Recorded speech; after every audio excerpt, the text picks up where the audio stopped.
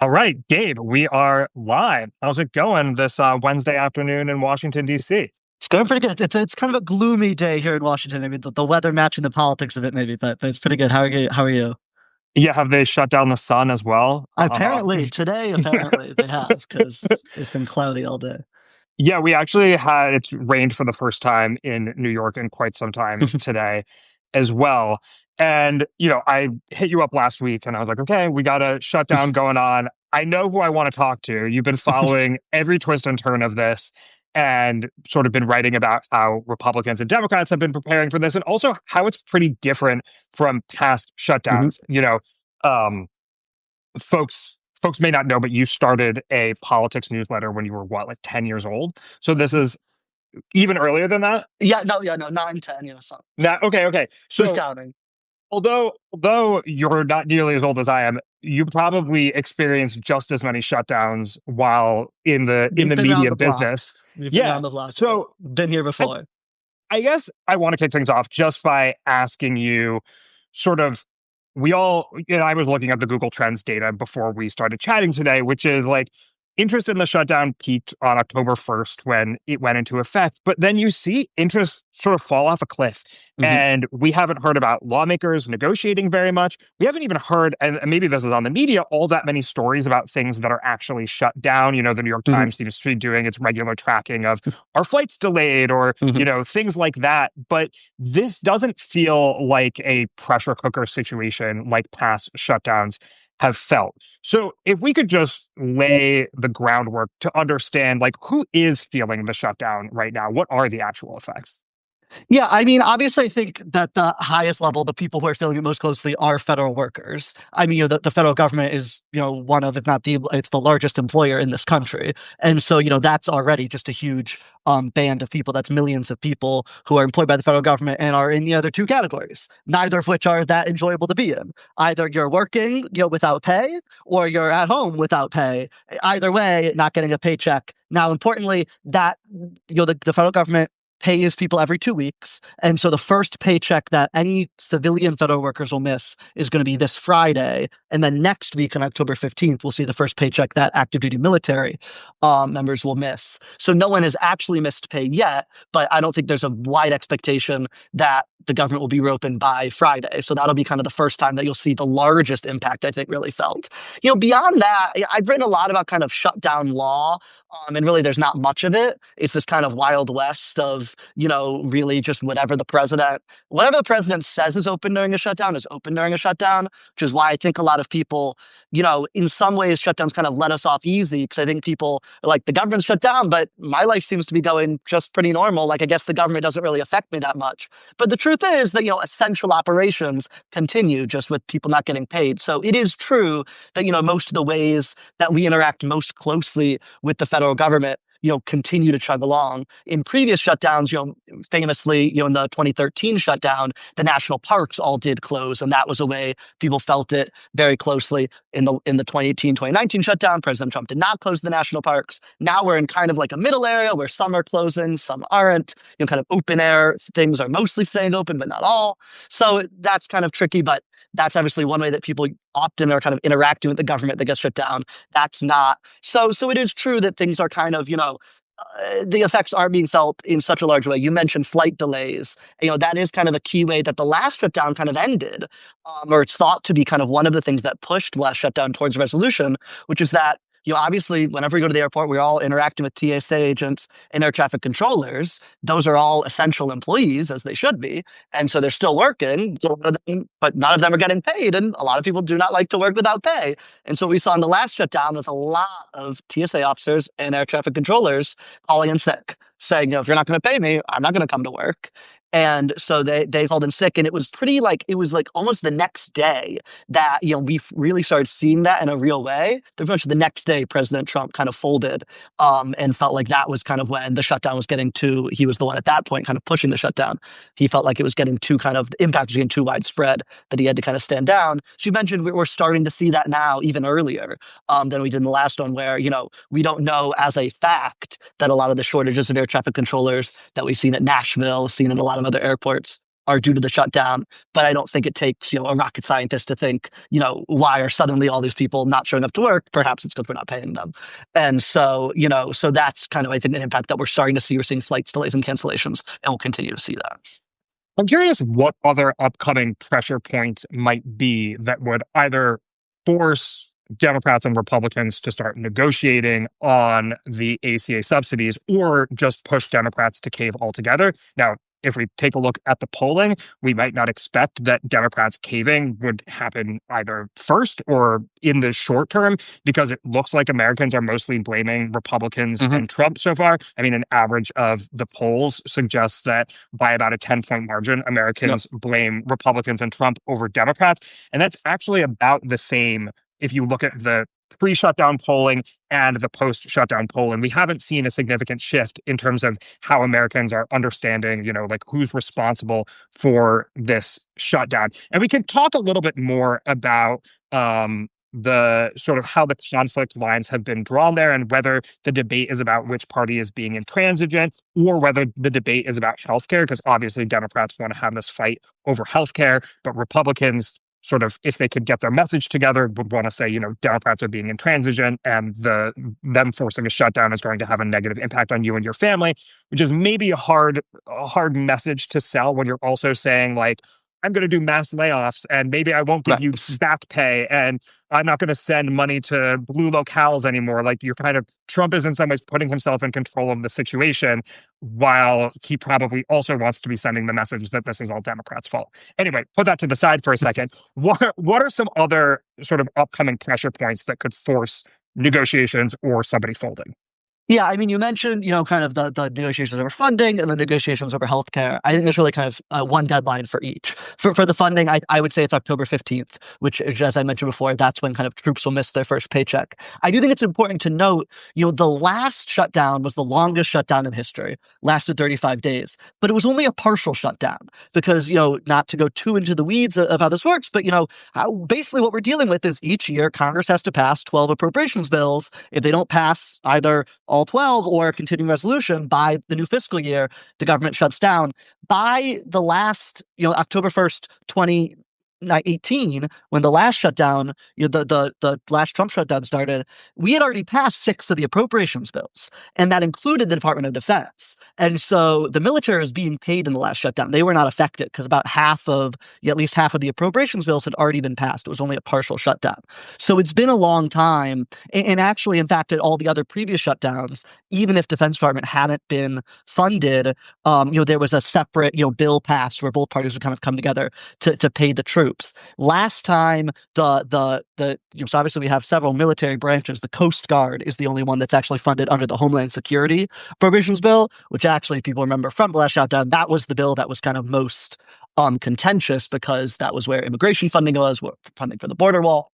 And so the Coast Guard wasn't funded last time, so they did not get paid during the shutdown. That's the only instance, at least going back to the 1870s, of troops, or members of the military, members of the U.S. Armed Forces, not being paid, working but not being paid. That's the one example, is the Coast Guard in 2019. And so now, theoretically, if there's no action by October 15th, we'll see that for all, for Army, Navy, Air Force, the whole military will be going unpaid unless they come together to pass some kind of temporary thing. Can we put a finer point on this? Like, what is the concern if the government isn't funded by October 15th, that members of the armed forces are going to stop showing up to work as well, or that it's just unpatriotic and lawmakers don't want to be seen as so unpatriotic as to be intransigent enough to not pay the troops?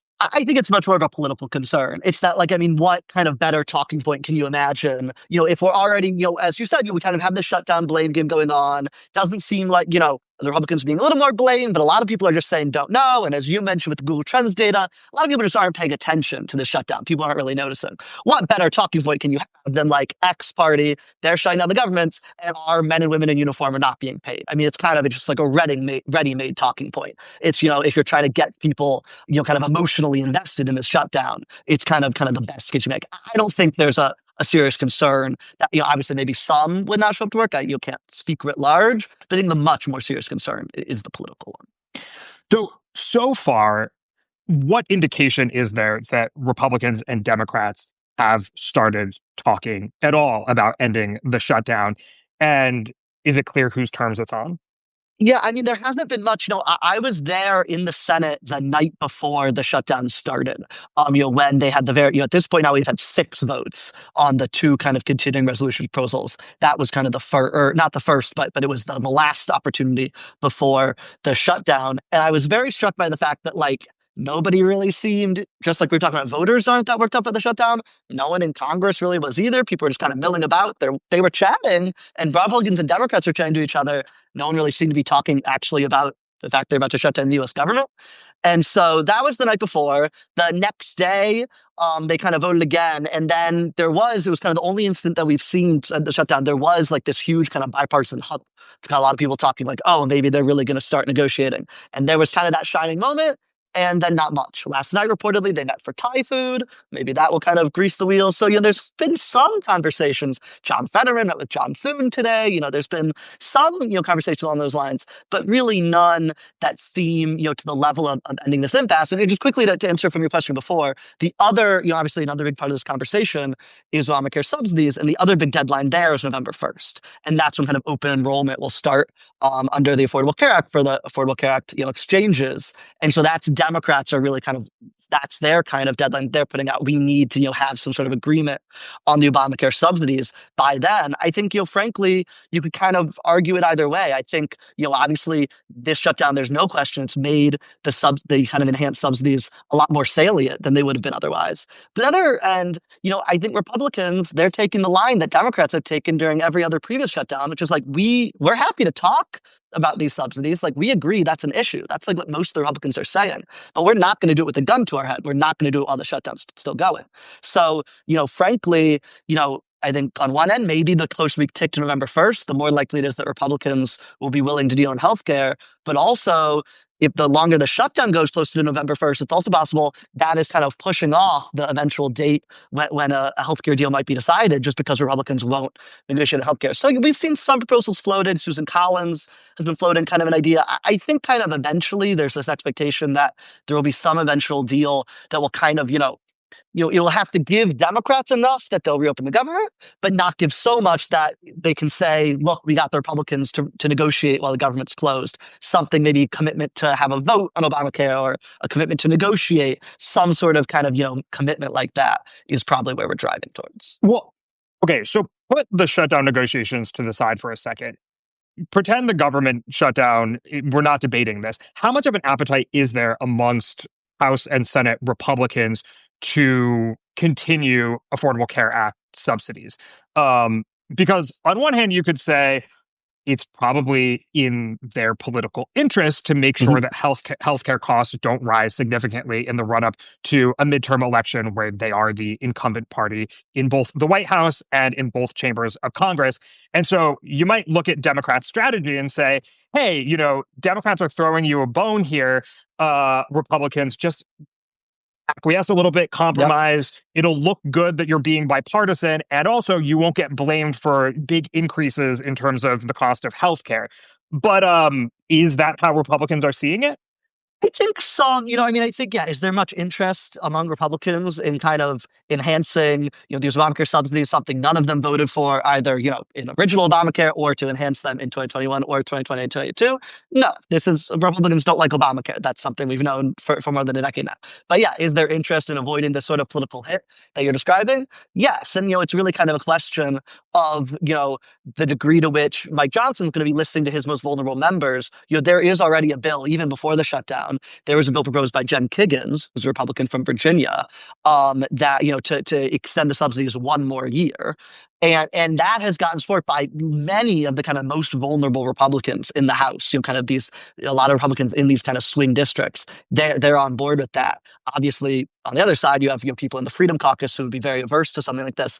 I think there was interest in at least, looking at it. We know that John Thune has tasked Tommy Tuberville on the Senate side to kind of looking at it. I do think there was a high likelihood that some sort of deal, would have come together here. I don't know that would have necessarily been like a clean extension. There's a lot of kind of conversations on the Republican side about what sort of reforms they can make to the subsidies, whether to kind of, add, the the Inflation Reduction Act and the American Rescue Plan kind of blew away the kind of income limit that had existed for these subsidies before.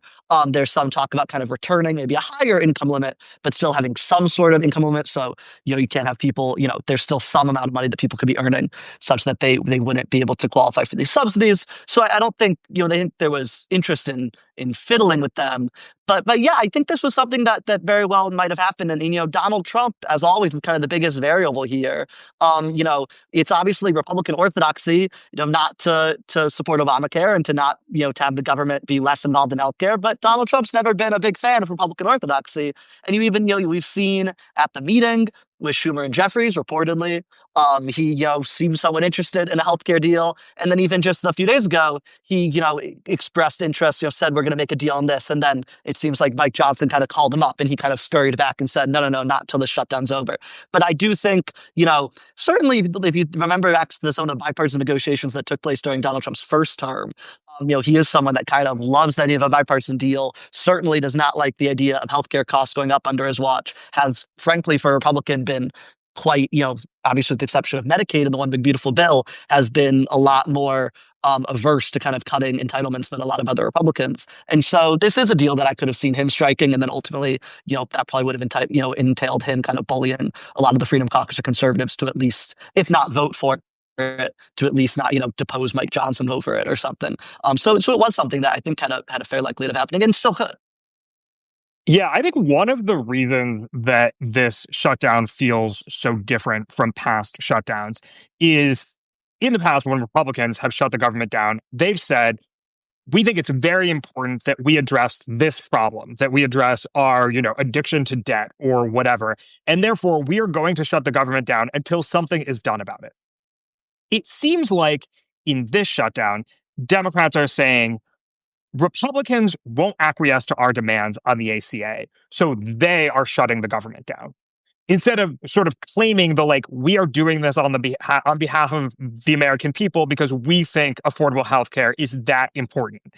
Mm-hmm. And so it's maybe that's one of the reasons that we're not seeing the same polling trends as we've seen in past shutdowns. Maybe voters have just become sort of used to the idea that it's the Republican Party that shuts the government down, not the Democratic Party, because in the past, it seemed like voters have been relatively savvy about discerning which party is being intransigent and blaming that party for shutting the government down. Although usually just been the Republicans, right. So that makes it So easy how do you tell the difference? Yeah.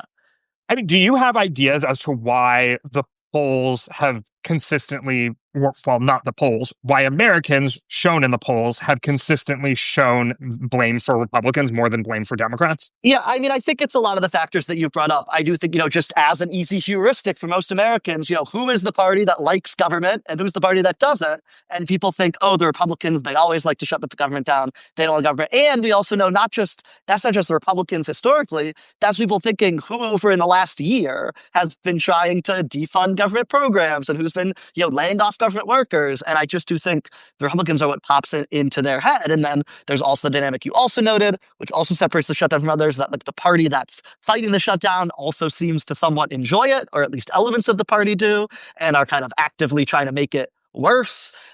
And try to, be hard on government officials. So I think that kind of muddies the blame too. And then, what you noted that, for the first time, we do see the parties, maybe not the first time, but to a unique degree, the parties are actually contesting the blame themselves, which I do think just encourages voters to kind of line up with their parties. And I do think it's somewhat of an odd dynamic because, we saw a lot of conversation leading up to this shutdown, that, there was a lot of Democrats, saying the Democrats need to make this, some big attentional event and they need to focus attention on Trump and the Democrats need to fight.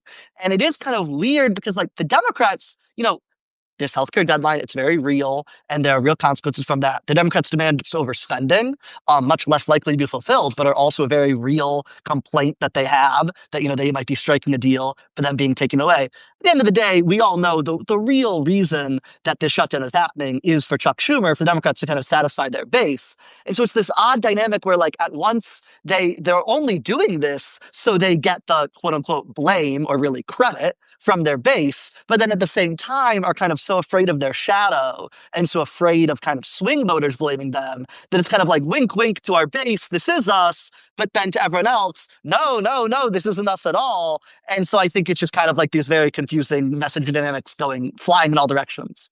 Well, okay, not to say like Democrats' strategy is working, because I know that's never been a popular sort of message to deliver, but like, Yeah. on the one hand, isn't this more savvy than what Republicans would have done in a sense? Because usually the party that is getting more blame, Republicans, will end up caving because they worry about their standing with the American public because they're the ones getting blamed. They don't want to be seen as overly intransigent or being responsible for all of the negative impacts of a shutdown, like folks not getting paychecks, ultimately having flight delays, not being able to access national parks and the like. But in this case, and I think Democrats love polls. I mean, I say this as somebody who's covered polling for over a decade at this point. And if the polls showed that Democrats were getting blamed more than Republicans, I think Democrats would be kind of freaking out. Yeah. But because the polls show that voters are blaming Republicans more, they feel like they've got it pretty good. And then when it comes to healthcare terrain, that's way better for them even than the shutdown blame game, right? Like we've seen in recent, I'm looking at an NBC poll right now where it's 3/4 of Americans want Congress to extend ACA subsidies, including a majority of Republicans and a majority of Republicans who identify as MAGA Republicans, right? And sort of put aside the 92% of Democrats and 82% of independents who say they want their subsidies extended. So like whether you can sort of pick here, which axis are you going to fight on? Are you going to fight over intransigence and shutting the government down and sort of not serving the American public? Well, it looks like Democrats are winning there. Are you going to fight over healthcare and whether or not you want to make healthcare affordable for the American people through Obamacare subsidies? Like, you can have a long technical debate about whether those subsidies are good long term. Like the subsidies don't address the fact that healthcare is way too expensive. It just subsidizes the way too expensive healthcare and sort of kicks the can down the road. So, Correct. like, obviously, that can be a whole other policy discussion. And maybe if Republicans wanted to make the ACA subsidies less popular, they could engage in that kind of a debate. But at this point, like, Democrats are just winning on whichever axis the conflict is playing out. So, is it Republicans who end up caving? Like, pull out your crystal ball, buddy. I guess I would say, like, and I'm curious to hear what you think too. Like, to me, I think you're exactly right about the polling, and I think in some ways Democrats, yeah, I think they picked an issue, they picked a smart issue, and I think definitely if you look at past shutdowns, Obamacare was not super popular in 2013, but was not as unpopular as these subsidies are popular now. And you see, same with the border wall 2019. So they picked a smart issue, and they've gotten lucky because Trump has really not messaged this well at all, and has been kind of flipping back and forth whether the shutdown is good or bad. So I think you're right. I still think like it depends how you define cave. To me, the most likely end of this shutdown is the same most likely end of the shutdown at all. I think one thing that doesn't get a lot of talk about, we talk a lot about the shutdown in the 90s with Gingrich and Clinton, talked about the Ted Cruz shutdown in 2013, the Trump shutdown, there's 35 days. There was also a 3-day shutdown in the beginning of 2018. That was another time the Democrats actually, that was Chuck Schumer and Nancy Pelosi who pushed that shutdown. And what did they get in exchange for it? They were trying to get DACA. They're trying to get the DREAM Act passed. They were trying to get protections for immigrants who came here legally as children, as minors, and basically what they got as the concession to end that shutdown after 3 days was a commitment that like a DREAM Act proposal would be voted on in the Senate. Is something like that, and I've always thought, and I continue to think something like that is the most likely kind of end here. Is that the Republicans caving? The Democrats will certainly say that. It depends how you kind of quantify it. I don't think we're going to see at the end of the shutdown like a signed, sealed, and delivered deal of like how Obamacare subsidies, if they are going to be extended, that they will be extended or how it's going to be structured. I don't think Republicans are going to be willing to negotiate that much in the weeds of this while the shutdown is still going on. But, some sort of commitment like there was in 2018 to hold a vote or to hold negotiations or to have, the Republican CR would go into, mid-November. Maybe we agree to have a CR that is much shorter term. And then that's kind of the new deadline for like an Obamacare subsidies. deal with the recognition, as we talked about that November 1st, is kind of the beginning of the enrollment date when they really need to have that kind of issue settled.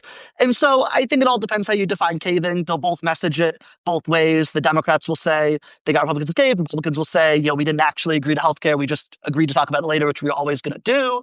So I still think that's the likeliest end here, because I still don't think Republicans are going to give away the whole store and kind of strike a whole deal on this, until the shutdown's over. I want to talk about some of the other things that are going on in politics, but just to wrap this up, Democrats aren't actually just asking for an extension of the Affordable Care Act subsidies. They're also asking to, fund Medicaid to the tune of $1 trillion that is projected to be cut with the new restrictions going in place for work requirements and the like. Also, restore funding for public broadcasting, and sort of make it harder for Trump to not spend federally appropriated dollars.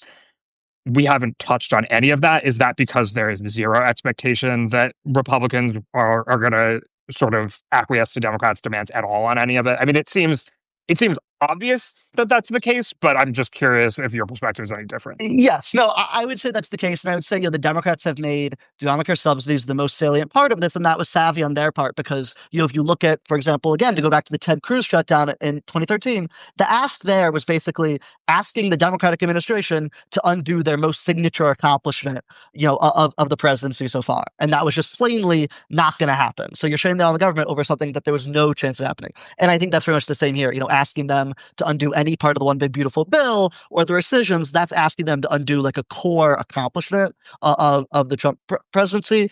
Not going to happen. Not a chance. This longer thing is something where it's much more kind of the battle lines within the Republican Party are much more checkered, and there's kind of much more willingness to do it within the party. It's much more, it's much more likely that a deal could be had there. So I think that is why that Democrats have kind of pushed that to the top of the heap. But yeah, everything else, really no chance. I think we're starting to see the formation of the conflict that Democrats want to try to create going into the midterms, which is you're giving tax cuts to billionaires, and as a result, the cost of healthcare for Americans is going up, and so it's a combination of something of either a resurrected or a newer axis of conflict for Democrats, which is or maybe a mainstreaming of the Bernie Sanders axis of conflict, which is we want to fight the billionaire class. We want to fight the elites. They're screwing over the little guy, sort of economic populism, with something that has been a safe space for Democrats for decades, which is healthcare, right? Mm-hmm. We think back to 2018, it was all about healthcare. The Amy Coney Barrett confirmation hearing, all about healthcare, even though sort of it seemed like that was actually the ACA was never fully at risk of being sort of repealed by the Supreme Court de facto or whatever. That was Democrats sort of have decided that when in doubt, talk about healthcare. Seems like the case in the shutdown as well. But you also now have a lot of Democrats who are either running for reelection in 2026 or running in primaries who want to talk all about the cost of living. And so obviously healthcare is part of the cost of living. It's something that, when it goes up, Americans can spend less on other things. But I'm curious how you see this progressing. In some ways, can it be all about both? I'm here in New York City where we're about to have a mayoral election. And you don't hear it. Really? You don't hear Mamdani talking all that much about healthcare. You really hear him talking about the price, the price of goods, the price of housing, and the like. And it is a little bit of a different message. One thing you've been hearing Democrats talk about forever versus another thing that feels a little more urgent: gas, electricity prices, the grocery store, and the like. A lot of Americans get their healthcare from private insurance, or they already get it from the government. So the people, and obviously Democrats are making the pitch that we're not just speaking to Americans who get their insurance through the individual market, because if the individual market goes haywire, costs are going to go up for everyone. Got it. But, I am curious sort of whether healthcare remains the main message of the 2026 midterms, or if it's more of a pivot to the corrupt billionaires and sort of cost of living, economic populism that Bernie Sanders brought to the fore has been sort of simmering, and then folks like Mamdani have sort of burst onto the scene with a pretty strong message on it. Yeah, I mean, I think a Democratic politician or strategist would say that they're not mutually contradictory. I mean, I think, if you look at, New York City mayor race, I think you're right. I don't think healthcare has been the most salient issue there. There's not so much the mayor of New York City can do about rising healthcare costs. That just is not much of a local city issue. It's somewhat of a state issue and very much a federal issue. And so I think, I think most Democrats would say, it's not contradictory. And I think to the extent you're kind of not pitting it against, but putting in tension with the Bernie Sanders approach. There's a few politicians more associated with campaigning on universal health care than Bernie Sanders. So I think Sanders himself would probably say that I think it's all about. I think obviously in the 2024 election, I think do you think Democrats go there to I don't. single payer universal health care? No, I don't think so. And I don't think they need to. I mean, they're running against Trump. So I think, just like you saw in 2018, I think all they're running to do is protect Obamacare, which, as we've talked about, there's been, as these kind of subsidies depict, has not been a perfect program and has not been fully affordable, as the name would suggest. But it's a lot more popular than it was, at the time of its adoption. It is still a popular thing to be fighting for protecting. So it's fighting for Obamacare and fighting against, it makes it very easy when the party running against has actually tried to cut healthcare, as they've done, with Medicaid. And so I think, it's much more focused on those programs not going big, but only to make the case that I do think, talking about cost of living, I think can very much include healthcare. And I don't know that's contradictory. And I think, I think a lot of Democrats look at the 2024 election correctly as, having been about, just costs writ large.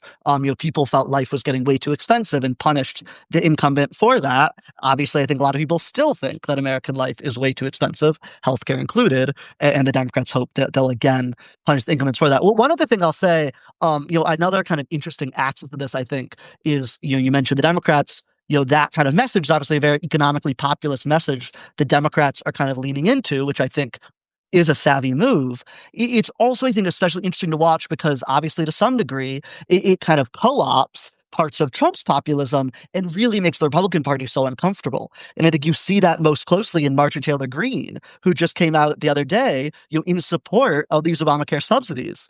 And you see Donald Trump, too, is somewhat interested, clearly, in kind of extending these subsidies, which obviously puts them in a big tension, with Mike Johnson or with Ted Cruz or, kind of more traditional, like Obama-era Tea Party Republicans.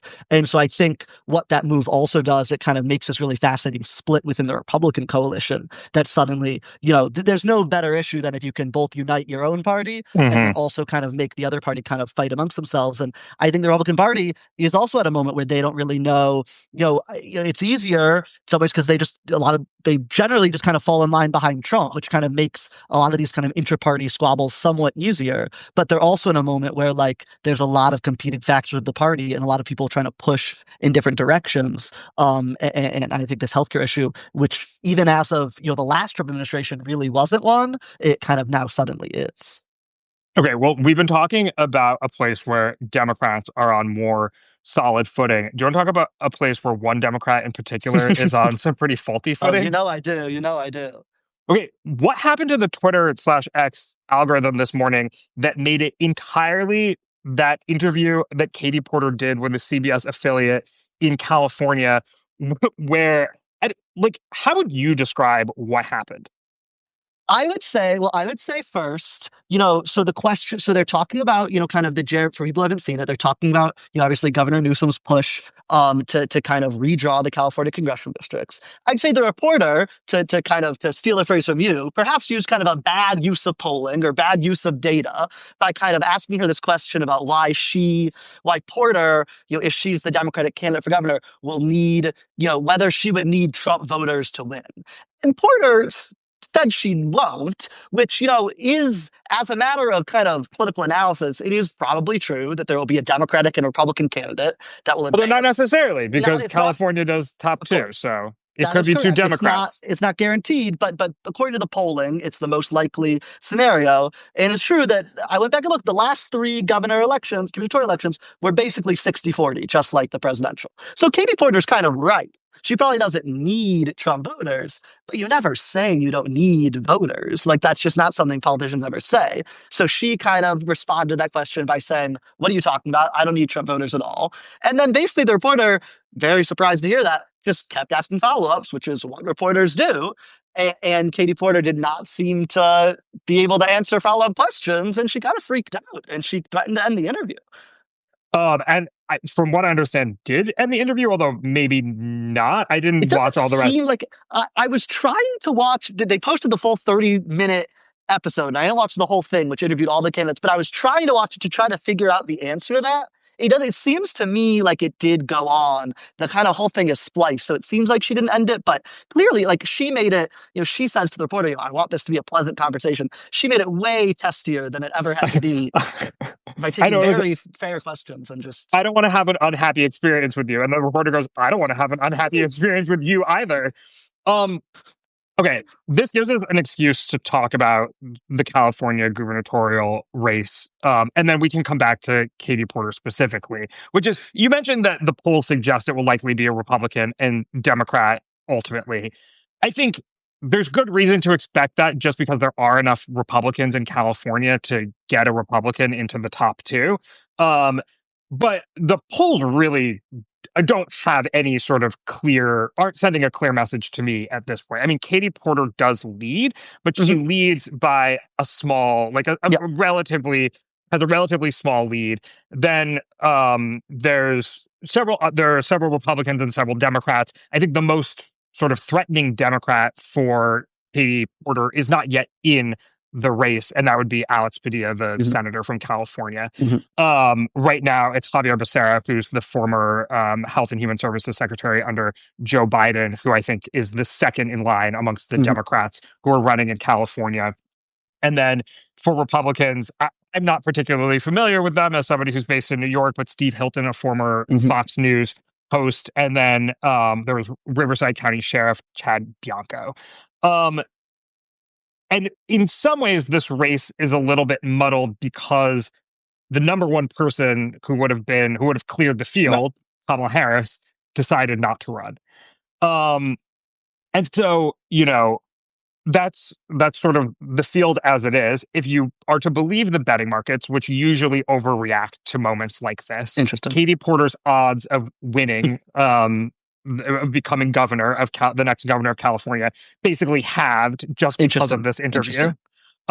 But again, these are oftentimes, we joke on the GD Politics podcast that they're like Scottish teenagers. It's just people overreacting to a new development in the news that doesn't actually reorganize everybody. How many people are in California? Is it like 50 million people in California?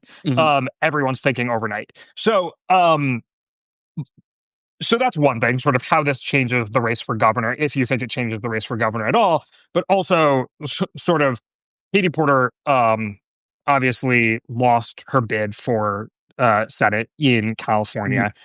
After this video got posted online, a bunch of folks have resurfaced claims of how she's not professional, how she has a much higher than average turnover rate for congressional staffers when she was in the House.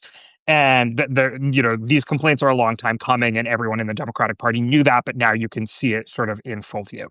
Do you think all of this, changes things in California as far as the gubernatorial race is concerned? I think, I don't know if one interview, I don't know. I think I'm like you, kind of skeptical that like one interview will have kind of a seismic change, but I think, you mentioned Padilla, which I think is a very important point. If it has he's getting in now, he's probably going to get in now. Like if it has any effect to kind of push him closer to the race, I think that is, kind of important. I do think, if anything, it makes salient to, a lot of Democrats across the country, the fact that like California, it's the largest state, it's a Democratic controlled state. There are, I'm sure, hundreds of Democratic politicians throughout the state. And yet I do think with Kamala Harris not in the race, there's been some dissatisfaction with like kind of a, not super impressive, bench running for governor. Obviously you have Porter, who is not super popular within the party.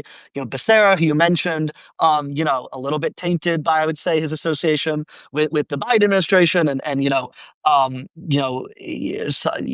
The border kind of. crisis and the like, yeah. Right, exactly, exactly. And so I think that is probably not the best. I think neither one of the, I don't think Democrats look at either one of these two kind of front running candidates as like, this is who we want in kind of the largest state as kind of the person who will be most kind of elevated as this kind of oppositional figure to Donald Trump. So I do think kind of pushing Padilla further into the race. And then you mentioned some of the other dissatisfaction about her. I do think something like this, in the same way that like, you know, I don't want to like these are different situations, but like we can imagine scenarios in the past when like we've seen like a member of Congress something like trip and fall or freeze up, and then suddenly something that was kind of an unspoken of secret, suddenly then you have reporters start calling around to people, and suddenly this lawmaker that you started hearing nothing about, suddenly you're hearing all about all these aides off the record or on background saying oh, they've actually been having issues like this for a long time, and suddenly you see kind of stories kind of starting to come out Hmm. because one incident really put something in the public and the reporters start digging about it. I would not be surprised if you see an effect like that here, where suddenly you have a lot more people calling around to people in the Porter universe and a lot more Porter aides willing to talk. And there's a lot of California Democrats that are not big fans of her. So if it does have the effect of just like spinning up a negative press cycle about her, I could also see that happening. I think that is important to keep in mind what you said about there being California Democrats who may not love Katie Porter, in the sense that California is an extremely expensive state Hmm. to run in. It's a pretty establishment-y state. Like, it's Hmm. not known for its sort of like, I don't know, maybe upstart Hmm. folks. Like, we don't necessarily see Bernie Sanders doing super well in a place like Hmm. California Hmm. versus more establishment politicians. And you need to be able to raise a lot of money, and you need to be able to reach a lot of sort of different kinds of Democrats in the state. Katie Porter, I mean, one of Katie Porter's biggest allies is like Elizabeth Warren, for Hmm. example, who Her former professor, right? yeah, who may, I don't know, may have some sway in California, but when you think of like, okay, who's Gavin Newsom going to throw his support behind? Who is Nancy Pelosi going to throw her support behind? Like, she was pretty aggressive in supporting Adam Schiff over Katie Porter in that Senate race. And so when it comes to like the donors and the establishment politicians and sort of how you need to line up support in that state in order to make it over the finish line in it's not a Democratic primary, it's a top two primary, but you could see that being an issue if behind the scenes it's like, oh, Democrats don't really like her, they don't enjoy working with her. Like, this probably, if this has been a problem, then this is no news to Nancy Pelosi, for example, today. Hmm. Can I ask you a question? I'm curious, like, I think one thread of conversation, because it's been all over my X feed too. And I've been seeing a lot of people kind of suggesting, well, I think a lot of people kind of have the question of like, how does someone get this high up in electoral politics? She was a congresswoman in a swing district, and obviously ran a Senate campaign, unsuccessful, but ran a statewide campaign before. How do you get this type of politics and be that bad at interviews? And I've seen a lot of people suggesting that this is not just a Katie Porter problem, but like a Democratic Party problem, that like the party churns out these politicians, Joe Biden, Kamala Harris, who can't seem to really stand up to not even hostile questioning, just like normal journalism questioning. Do you buy that that's kind of a problem the party has? And if so, like where that comes from? I, you know, I have thought a little bit about this, and I think it's also an American media problem. So Hmm. sometimes I do Hmm. British media, and Hmm. I'll be waiting in the wings to talk to the BBC or something like that, and they'll be interviewing a politician. And whether it's like the BBC or Sky News or whatever, they have Tories on, they have Labour on, they have Greens, they have Lib Dems. They're roasting them, right? They're Yep. giving them hard fucking interviews. And it's impressive, right? And the politicians come to play, and they come Hmm. prepared, and they're ready to get into a Yep. debate when they go on air. And you oftentimes see politicians from different parties sitting at the same round table debating Hmm. each other. That is Interesting. so rare in American media today. And like, I know there's this whole caricature of the crossfire being a little bit silly, and like, are we actually accomplishing anything by having people just sort of yell at each other? But like, done correctly, this is how you further debate. And like, in some ways, Yep. we haven't been having very many policy debates where it could be maybe super useful to have that kind of a crossfire situation. But I think a couple things have happened. The mainstream media does not like challenge Democratic politicians enough when sort of we or they do interviews with them. I guess I'm not part of the mainstream media anymore. ABC shut 538 down back in March, but I think that and a lot of that can also be access related. It's not just because American mainstream media is totally lived out. It's because they want those politicians to come Totally. back again in the future. And Democrats have very thin skins, and they expect, and their staffers expect, whenever they go on, that you're going to be like basically nice to them and not ask them really hard questions and the like. And they get really pissed off when they don't get asked easy questions. Republicans are a little bit more used to being asked challenging Yep. questions They in expect it. mainstream media environments. But I would say that Republicans, and there are like obviously Republican attack dogs out there, as there are Democrat attack dogs. You know, like Pete Buttigieg can go in hostile territory and answer hard questions. Gavin Newsom can go in hostile territory and answer hard questions. Ted Cruz can go in hostile territory and answer hard questions. There are definitely Republicans and Democrats alike who can go do an adversarial interview and sort of be comfortable in that space. But I think a lot of Republicans are just doing Fox News. It's like the more Mhm. sort of, talented, sort of quick-witted Republicans who are going to go on CNN and NBC and the like, or people who kind of like, I mean, Trump goes and does an interview and he seems to be like having a good time. Like, Yeah, I no, he wouldn't loves it. necessarily Yeah. say that he's like the best at winning a debate in an adversarial Mhm. interview. He'll maybe just shut it down or sort of start attacking the journalist in personal terms or whatever it may be. Like, oh, you just don't like me, or you're just sort of, Sure. partisan or whatever. Um, but I think American media in general doesn't create environments where politicians are held to account all that often. Because you can either just talk to your echo chamber, Mhm. or if you're doing a non-echo chambery kind of show, concern about getting access in the future drives a desire to have, like, as Katie Porter put it, not have an unhappy experience today. Um, and that's unfortunate because, I would think that if you get into politics, it's because you like debating ideas Mhm. and you want to be in those kinds of situations. And when I watch the BBC or Sky News or whatever, everyone involved seems to be kind of enjoying it. Yep. So yeah, I don't know, that part of American politics has atrophied. I've repeated myself a little bit here, but do you have other thoughts on this? No, I think that that's a great point, and I think you're absolutely right. Yeah, it was shocking to me to see how unprepared she was for an adversarial interview, and I think, yeah, it does. I can't say I'm like an expert on the interviews that Katie Porter's done in the past, but yeah, when if she's only ever gone on Rachel Maddow and done those sorts of interviews, then it somewhat makes sense. And I did see, I think the closest thing or one kind of testing ground that we do have for politicians here is, one thing that I love, one of my favorite things about kind of covering Washington. So when you kind of go to the Capitol and, members of Congress, they cannot go from their offices to the floor of Congress without passing hordes of reporters.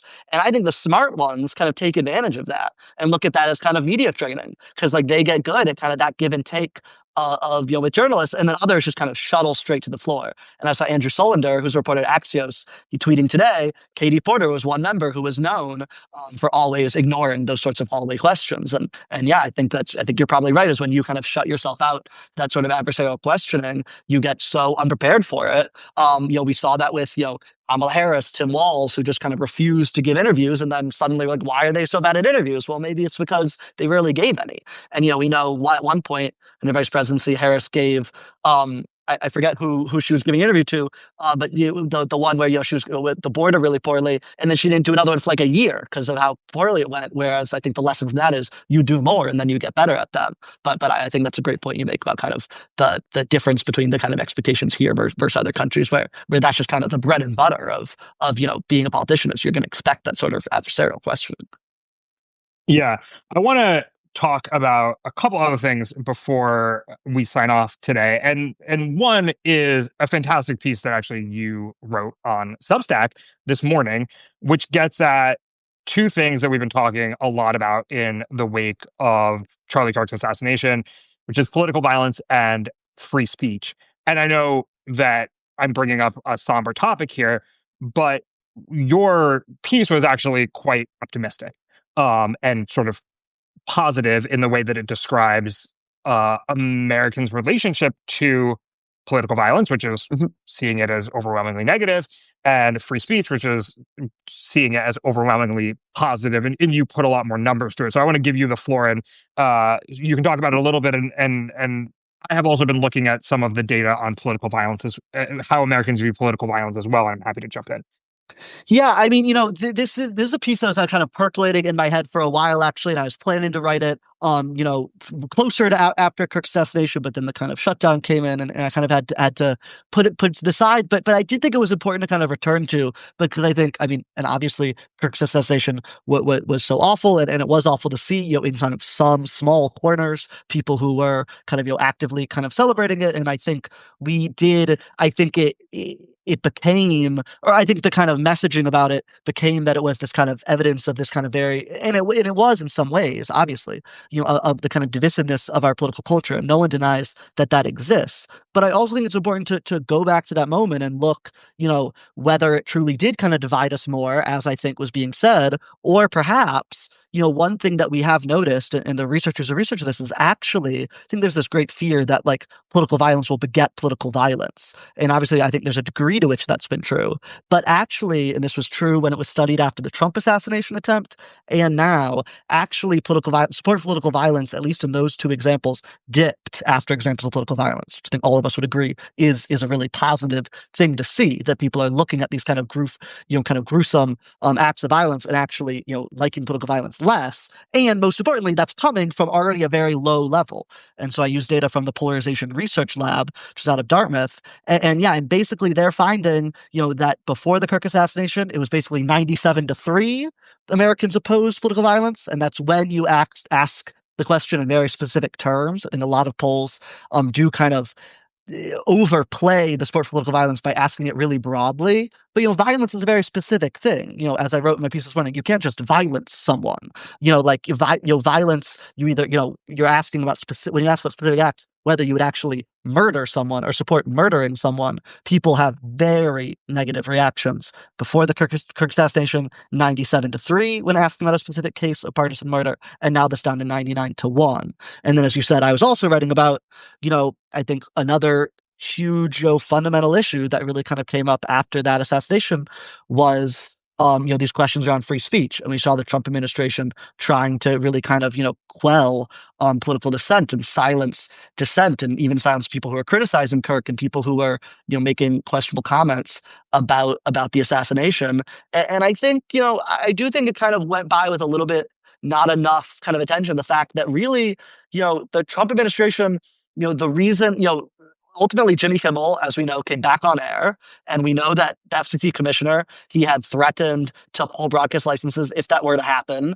But so far, Kimmel's back, and the FCC isn't really doing anything. And that's in large part because there was a lot of Republican senators who really spoke really vocally against Brendan Carr doing that in what was really a kind of rare, perhaps one of the most prominent examples of like a lot of Republican senators really taking something the Trump administration was doing and saying that is going too far. We do not support that. And really, those Republican senators, they won. And the Trump administration did back down. And once again, that was something that's supported by polling data. I pulled a poll from YouGov that is basically, the political violence was 99-1, and this is like 85-7 in terms of people who support, the Trump administration silencing political dissent after the assassination. So these are two, very basic principles. So perhaps it's kind of easy to dismiss that they're so supported, but I do think we've heard a lot of people last few weeks saying they're not as broadly supported as they are. And I do think it's important to remember that these are two ideas that Americans still really overwhelmingly, oppose political violence and really oppose, kind of government intervention into free speech. Yeah, and I think, as you suggested, getting into the details of some of the questions being asked does put a finer point on how Yeah. Americans feel about this stuff. I mean, in the polling that you looked at, there's also some comparative polling between the United States and other countries. And you see, when you ask like the specific question, are you okay with other people denigrating like your religion? Like, Mhm. is it okay for other people to denigrate your religion in public life or whatever? Or should they be allowed? Not is it okay? It's should they Mhm. be Do allowed they to? have the right? Yeah. Do they have Do the they right? have the right to? Americans are sort of alone as being the most supportive of that right of anybody that was. This is across all different kinds of like Western democracies as well as non-Western democracies. Americans stand apart in terms of how much they a clear majority of Americans saying that people have the right to speak poorly of sort of the religion that I practice or what. And then it was also like talk about minorities Mhm. in denigrating or whatever. Like it's not things that you think are good, Right. but things that, free speech allows nonetheless. So I thought that was an important point. And then also when it comes to how we talk about support for political violence, and you said, right, you can't just violence somebody. You if you're going to pull this responsibly, you have to ask, like, what exactly is it that Americans are supporting if they say Right. they're supporting political violence? And there's been a couple different research projects on this that have found those sort of simple polls that will suggest that somewhere in the range of 20% of Americans support political violence, way overstated. So, first of Mhm. all, it's part of a litany of questions, and people will very quickly just go through and say yes, no, yes, no, yes. When you stop and you sort of impress upon people what it is that they're answering, you get fewer Americans supporting political violence. But then also, when you break it out into what kind of violence are you saying that you support? Like, is it you break a barrier at a protest? That's violence. Mhm. But that's not killing somebody. And so it's important to break those things out. Like, yes, we don't support destruction of property. Um, also, that is, I think we can say this, not as bad as political assassination. Right. And so when you get to actual political assassination, it's almost nobody in America, not almost nobody. I mean, obviously 1% of Right. a country of about True. 350 million, That like, is true. and all it takes is one. And so like True as well. we see the repercussions of the all it takes is one Mhm. sort of reality. But the important piece in all of this is when when Democrats believe that Republicans support political violence, they themselves are more likely to support political violence. And when Republicans believe that Democrats support political violence, they themselves are likelier to support political violence. So when you sort of telegraph this misperception of how much Americans support political violence across the country, it can have quite deleterious effects in further in normalizing views that violence is okay, um, and making people sort of more hateful and fearful of each other. Um, and it's actually it's not just when it comes to political violence. On all kinds of questions, we see that Americans have real misperceptions Yes. of each other. Sort of, how intensely the opposite partisans f- sort of believe their views or how extreme they might be. And so I think in this moment, sort of taking the time to correct some of that stuff is really beneficial to the country as a whole. Yeah, I mean, I think the perception piece that you hit on is the really important piece of it. So as we said, basically it's less than 1% of either party that actually, when you kind of read out an incident of like someone murdering someone else, because of partisan politics, it's less than 1% of either party that supports it. But then if you ask Democrats or Republicans how much of the other party would support, someone doing this from their side, it's a third. That's the average response. Both, is Democrats think that 33% of Republicans will support it, and it's the same. Republicans think 33% on average of Democrats will support it. It's such a huge gap from what the real number is. And I think you're right. We see this in political violence and in a lot of other places. If I can give one plug to people, that there's a website called perceptiongap.us, and they ask these questions on a whole range of issues of, what percent of Democrats do you think support defunding the police? Or what percent of Republicans do you think support ending same-sex marriage? Or all sorts of questions like this. And you can kind of take it and test your own perceptions about, kind of your the other party. And then you see at the end how much, people's average responses differ from what the other party actually says. And these gaps are huge. And I do think that's like a huge kind of corruption at the center of our politics, just something that really, when we are kind of having political debates, we're having these debates with these kinds of, caricatures of the other side. And in some ways, caricatures that are true of the kind of political elites, not in terms of the violence thing, but in terms of these other kind of policy questions that are sometimes true of the politicians, but are not at all true of kind of rank and file Democratic and Republican voters. I think that has had really negative effects on our politics and our political discourse. But yeah, there's no question. There's no more kind of terrifying way it could have an impact than in this violence question, where like it's not that hard to imagine if it's true that Democrats think a third of Republicans are willing to put violence, and vice versa, that one or the other are going to think, oh well, we have to do it first. If the other side is composed of one third of really violent people, when actually it's composed of 0.5% violent people, like that is a really kind of concerning misperception to take hold.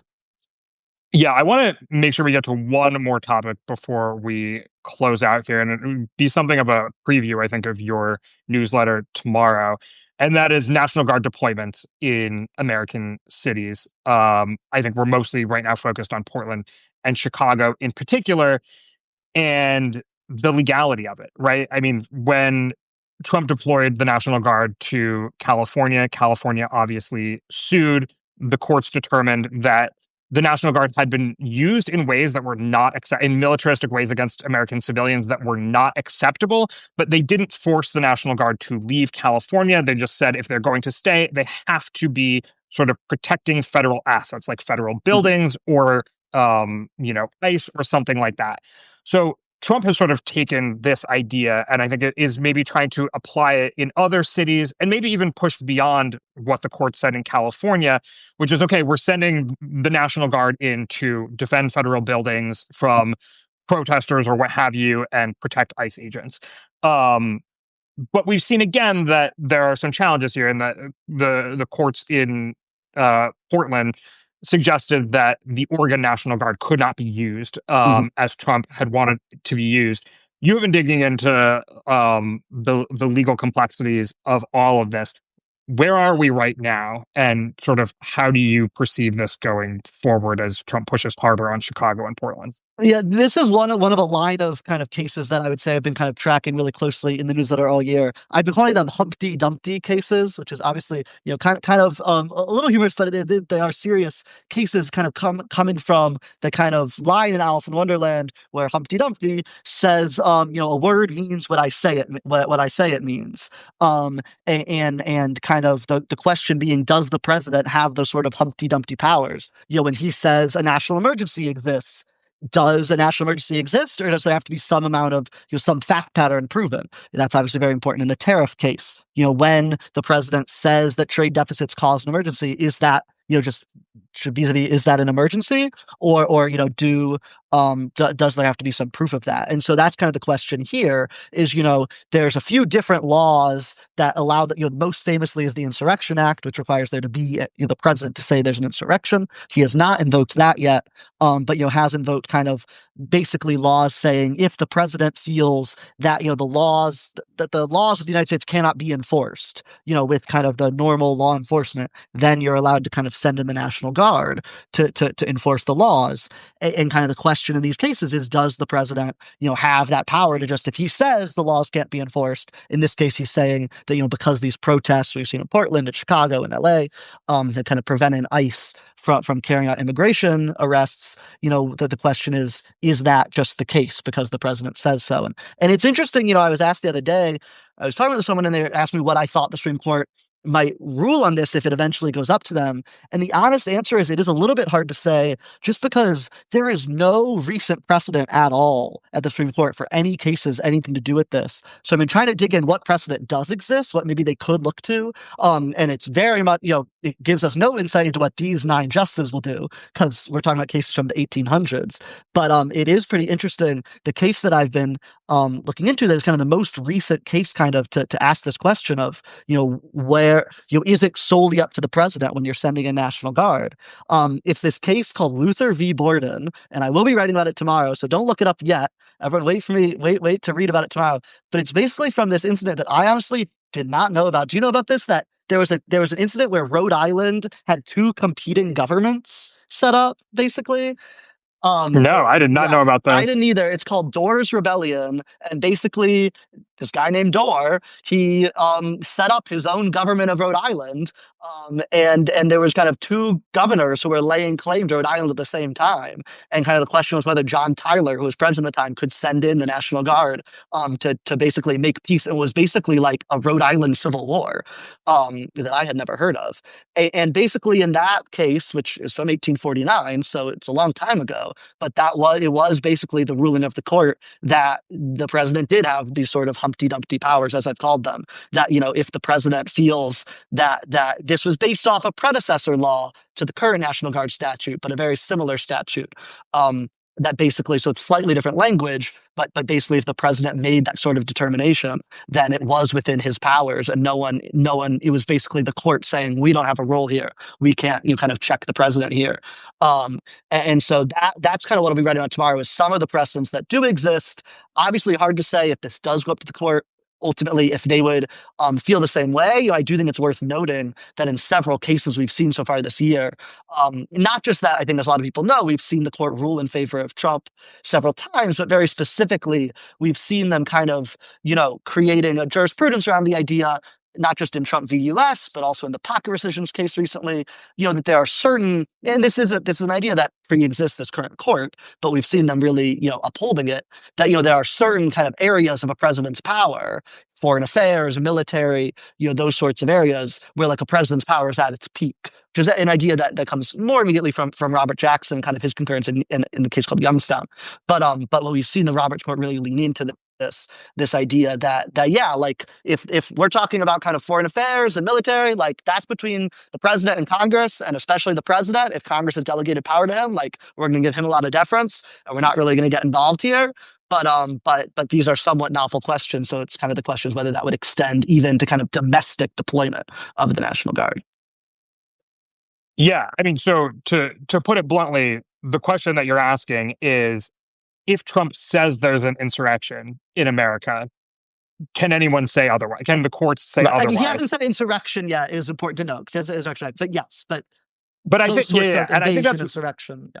that's the question that maybe people are getting ready for, right? Yeah. Is if he were to use the Insurrection Act to say, okay, we need to deploy U.S. military here, there, wherever, say there would be one sort of legal view that there could be not one instance of violence in the entire country that day. If the president says there is an insurrection, there is an insurrection, because how would any court go about determining sort of where the threshold is between not insurrection and insurrection? And so therefore they can't even attempt to create a line. That's I think that's justiciability, an annoying word that gets talked about a lot at the court, and came into play for like gerrymandering. Like, can the court ever decide sort of the difference between what is too much gerrymandering and what is the right amount of sort of bipartisanship or whatever? But obviously, in this case, the stakes are incredibly high. And kind of the best kind of parallel in another Trump case is, if people remember from earlier this year, his his use of the Alien Enemies Act, which uses the phrase about an invasion or incursion, from a foreign military power into the U.S. He used that to say, Tren de Aragua, which is a foreign group, but isn't so explicitly linked to a foreign government, which the Alien Enemies Act requires. He claimed that the presence of Tren de Aragua in the U.S. that counted as an invasion by a foreign government, and therefore he was able to use the Alien Enemies Act to deport Venezuelan migrants that he was asserting were members of Tren de Aragua without any sort of due process. And in that case, there were different there were different judges that went different ways, but kind of the preponderance of judges who have taken up that kind of question of whether the president could say an invasion existed under the Alien Enemies Act, where there was also a body of law that kind of did suggest perhaps that wasn't justiciable. Many judges have ruled against the president in that. And the Supreme Court never took on that question, but I guess a little bit contradicting what I was saying before, they did, in all of the disputes that the Alien Enemies Act came up before them, they did not tackle the question of whether there was an invasion. They're kind of treating issues that were several steps beyond that. But those cases did not go well for the president. When you're looking at cases around Kilmar Berger Garcia and also his other attempts to use the Alien Enemies Act, which has basically been thwarted. You don't see him using that anymore because it's basically been paused in every jurisdiction that he's tried. So just to give people kind of some grounding, that's a very similar question that we've seen with the Alien Enemies Act. It's whether the president, if the president says an invasion, does an invasion exist? And then here, whether the president says an insurrection or an inability to enforce the laws. What does that mean? And you see judges sometimes opening the dictionary and let's look at the dictionary definition of invasion, and is that actually at play here, or kind of pressing the administration to produce some sort of statistics. Here in DC, he claimed there was a crime emergency, and the judge was asking for what are the sort of crime stats that you're seeing that are making this some unique level of emergency. And so it's kind of it's very similar questions that we're going to be seeing come up again and again at the courts, but around all sorts of different issues. Yeah. All right. Well, I look forward to reading your piece tomorrow on it, but we'll leave things there for today. Thank you so much for joining me. Well, always good to talk with you, Galen. Take care. Have a great rest of your day. Awesome. You too. Thanks for joining, everyone.